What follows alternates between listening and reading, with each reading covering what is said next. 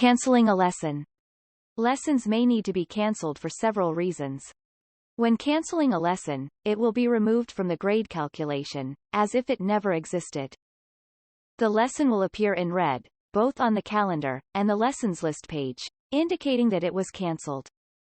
Please note, if a class is being substituted by another teacher, the lesson should not be cancelled. For detailed instructions on how to substitute a lesson, see the appropriate help tutorial in the class section. If you need to schedule an event during a lesson, you have the option to delete the lesson altogether, or keep the lesson, with attendance being voluntary. For more information on events during a lesson, see the appropriate help tutorial in the Events section. To cancel a lesson, go into the Edit Lesson page to mark it cancelled. You can go into the Edit Lesson page from two places. The first place is from the calendar. Navigate to the lesson, select it, and select Edit Lesson from the pop-up menu. You can also go into the Edit Lesson page from the Lessons list page found inside the class. First, select the class from the appropriate year and semester.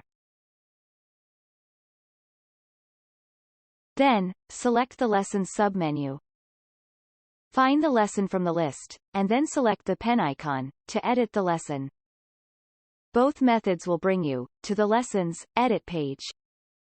Select Cancel Lesson to mark the lesson cancelled.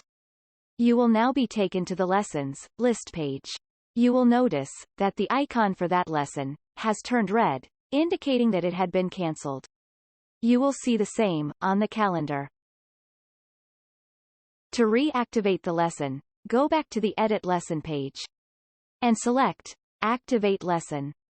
You will now be taken to the Lessons list page, where you will see that the icon for that lesson has turned back to green, indicating that it is scheduled to take place.